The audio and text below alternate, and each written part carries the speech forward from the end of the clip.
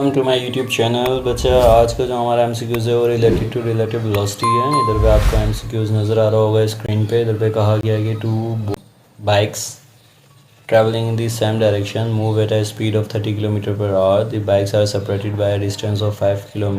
What will be the speed of the car traveling in the opposite direction b if it meets these bikes at an interval of 4 minutes? Options: 40 km per hour, 45 km per hour, 30 km per hour, 15 km per hour. अब देखिए, अगर मैं इसको simple करके समझाऊं तो हमारे पास इस एमसीक्यूज के अंदर कुछ इस तरह से समझाया हुआ है कि आपके पास कोई दो बाइक्स हैं। लेट्स सपोज हमारे पास क्या है, कोई दो बाइक्स हैं।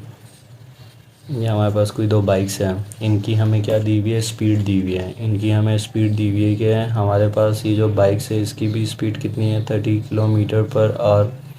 और इसकी भी जो स्पीड है वो कितनी है हमारे पास, 30 किलोमीटर पर आवर।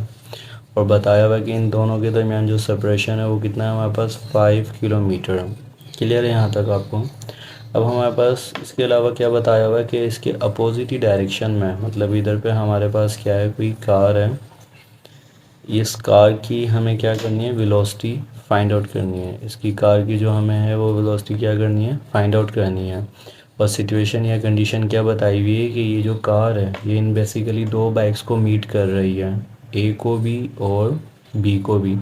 और दोनों का जो मीट करने का इंटरवल है वो हमें दिया हुआ है कितना, 4 मिनट। मतलब जब बी को लेट सपोज मीट करेगी तो इस टाइम पे जो टाइम है वो कितना होगा हमारे पास, 0 सेकेंड। और जब ए को मीट करेगी तो लेट सपोज इस टाइम पे जो टाइम होगा वो हमारे पास कितना होगा, 4 मिनट होगा।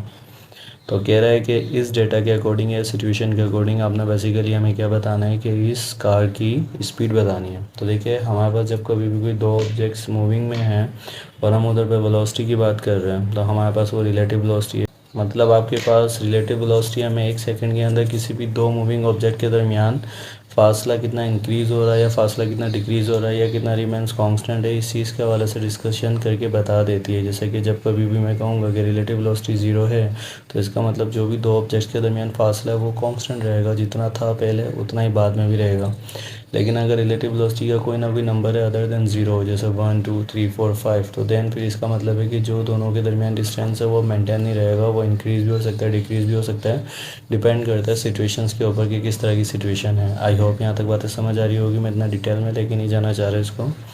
अब हम क्या करने वाले हैं, सबसे पहले तो हम देखने वाले हैं कि ए और बी की रिलेटिव वेलोसिटी क्या है। रिलेटिव वेलोसिटी से मतलब कि इन दोनों के दरमियान क्या है, हमारे पास 1 सेकंड के अंदर डिस्टेंस इंक्रीज़ हो रहा है, डिक्रीज़ हो रहा है। तो इसके लिए हमारे सबसे पहले हमें कुछ चीज़ों के बारे में पता होना चाहिए कि हम अगर रिलेटिव वेलोसिटी की बात करते हैं, किसकी, रिलेटिव वेलोसिटी की। अगर हम किसकी बात कर रहे हैं, रिलेटिव वेलोसिटी की, तो रिलेटिव वेलोसिटी के अंदर हमारे पास दो तरह की सिचुएशंस क्रिएट होती थी। एक हमने सिचुएशंस पढ़ रखी है सेम डायरेक्शन के नाम से, कि मतलब जब दोनों मूविंग ऑब्जेक्ट है उनकी सेम डायरेक्शन हो। और दूसरी हमने जो फॉर्मूला पढ़ रखा है वो पढ़ रखा है क्या, अपोजिट डायरेक्शन के सेंस में, कि हमारे पास दोनों की जो डायरेक्शन है वो क्या हो, अपोजिट। अब अगर कभी भी मुझे रिलेटिव वेलोसिटी निकालनी होती है, मतलब मैं रिलेटिव वेलोसिटी बी निकाल रहा हूँ या रिलेटिव वेलोसिटी ए निकाल रहा हूँ, let's suppose with respect to B या विद रिस्पेक्ट टू ए, तो उस टाइम पे हमारे पास कुछ फार्मूलाज बनते थे।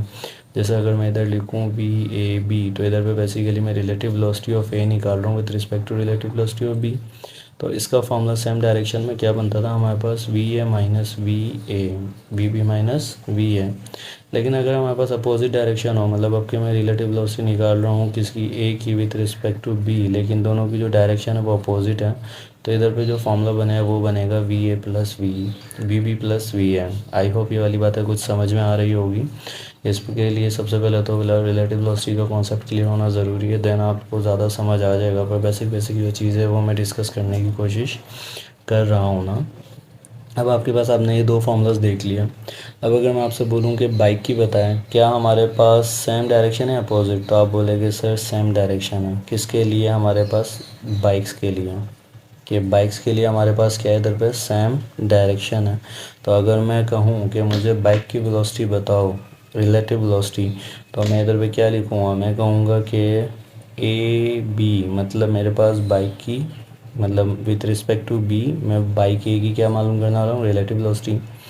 अब हमारे पास हम ये फॉर्मूला प्रीफर करेंगे क्या, V A minus V B minus V A, अब वी बी और वी ए दोनों की जो स्पीड है वो सेम है जो हमें बताई गई है 30 km/h माइनस 30 km/h, तो हमारे पास क्या आ जाएगा 0 km/h। मतलब एक आर के अंदर इनके दरमियान कोई भी हमारे पास जो है वो किलोमीटर का फ़र्क नहीं आएगा। मतलब मैं 1 घंटे बाद भी अगर इन दो बाइक्स को देखूंगा तो ये 5 km/h की सेपरेशन के साथ ही मूव हो रही होगी। आई होप ये बात समझ आ रही होगी। तो मतलब इनकी रिलेटिव वेलोसिटी तो क्या आ गई हमारे पास 0 km/h, मतलब कोई फासला चेंज होने वाला नहीं है। अब कार की हम देखते हैं, इसको हम नाम दे देते हैं कार को क्या, सी का। अगर इस कार को मैं देखूं कि हमारे पास ये जो इस ए कार को अप्रोच करेगी अपोजिट डायरेक्शन में, ये 4 मिनट में करेगी। और ये जो टाइम है बेसिकली ये समझ लीजिए कि आपके पास क्या है, रिलेटिव टाइम है, जिसके अंदर ये 5 किलोमीटर आपके पास क्या हो जाएगा, रिलेटिव के डिस्टेंस हो जाएगा। अब अगर मुझे इसकी रिलेटिव वेलोसिटी निकालनी हो तो रिलेटिव वेलोसिटी हमारे पास हम इस फॉर्मूले से भी निकाल सकते हैं, और रिलेटिव वेलोसिटी हम तब भी निकाल सकते हैं जब हमें रिलेटिव टाइम और रिलेटिव डिस्टेंस भी पता हो। जैसे अगर मेरे पास मैं रिलेटिव क्या निकालना चाहूँ, रिलेटिव वेलोसिटी निकालना चाहूँ तो मैं इधर पे क्या लिखूँगा, डिस्टेंस जो रिलेटिव दिया हुआ है हमारे पास उसको डिवाइड कर दो किसके साथ, जो रिलेटिव हमारे पास क्या है, टाइम है। मतलब हमारे पास जब कभी भी डिस्टेंस और टाइम रिलेटिव दिया जाए तो रिलेटिव वेलोसिटी भी निकाली जा सकती है। अब अगर मैं बाइक के सेंस में आप लोगों से पूछूं कि बाइक और कार का इधर पे जो सेंस है ए और जो सी है हमारे पास ये कैसे है, तो आप बोलोगे सर अपोजिट, तो इधर पे जो फॉर्मूला है वो हमारे पास कौन सा यूज़ होना चाहिए, सेकंड वाला। तो हम कहेंगे कि बाइक प्लस कार, मतलब इन दोनों के लिए, मतलब कार, बाइक और कार के लिए जो हमारे पास हम फार्मूला यूज़ कर रहे होंगे वो कौन सा यूज़ करेंगे, वो हम यूज़ करेंगे V A B is equal to V B plus V A वाला। आई होप ये बातें समझ आ रही होगी आप लोगों को। तो अब अगर मैं इस वाले फार्मूले को प्रीफर करूँ तो मेरे पास क्या हो जाएगा, वी ए सी। सही है क्या, मैं अब देख रहा हूँ रिलेटिव मतलब वेलोसिटी मतलब किसकी, ए की विद रिस्पेक्ट टू सी ना। अब वी सी प्लस क्या हो जाएगा, वी ए हो जाएगा हमारे पास। आई होप ये बात समझ आ रही होगी। अब अगर मैं देखूं तो मेरे पास इधर पे वी ए सी बेसिकली वो रिलेटिव वेलोसिटी थी जो कार ए की मैं निकालना चाह रहा था। तो इस फॉर्मूले को भी मैं उधर पे क्या कर सकता हूँ, प्रीफर कर सकता हूँ निकालने के लिए। तो मैं इधर पे क्या करूँ कि मैं इधर पे वी ए सी की जगह पे क्या लिख दूँ, रिलेटिव डिस्टेंस जो कितना दिया हुआ है 5 किलोमीटर। तो इधर पे क्या आ जाएगा 5 किलोमीटर। और इधर पे देखा जाए तो 4 मिनट दिया हुआ है, लेकिन हमारे पास जितना भी टाइम डिस्कस हुआ है वो आवर में डिस्कस हुआ है। तो अगर मैं 4 मिनट को कन्वर्ट करना चाहूँ तो मेरे पास जो 4 मिनट है वो आवर में जो कन्वर्ट होगा वो तकरीबन हो जाएगा आपके पास, जब मिनट से आवर में जाएगा तो आप 4/60 करेंगे तो तकरीबन 1 आवर 15 आवर के बराबर हमारे पास जो है वो ये आ जाएगा। मतलब जो हमारे पास 4 मिनट है वो कितना आ जाएगा, 1/15 आवर के बराबर। तो मैं इधर भी क्या लिख सकता हूँ, 1 आवर 15 आवर। आई होप ये बात समझ आ रही होगी। अब वी सी वो एक्चुअल है जो मुझे मालूम करनी है, प्लस वी ए मुझे गिवन है, वी ए कितनी गिवन है मुझे 30। तो मैं इधर क्या लिख दूँगा, इधर मैं लिख दूँगा क्या 30। अब इसको जस्ट रीअरेंज करना है, 15 इधर 30 डिवीजन में ऊपर चला जाएगा तो ये कितना हो जाएगा मेरे पास, 15 को 5 से मल्टीप्लाई करूँ तो 75 किलोमीटर पर आवर हो जाएगा, which is equal to V C plus 30। अब अगर वी सी चाहिए तो 30 उधर चला जाएगा तो मेरे पास इधर क्या आ जाएगा, मेरे पास आ जाएगा V C which is equal to, let suppose ये भी 30 किलोमीटर पर आ रही है तो हमारे पास आ जाएगा V C 75 kilometre per hour minus 30 kilometre per our.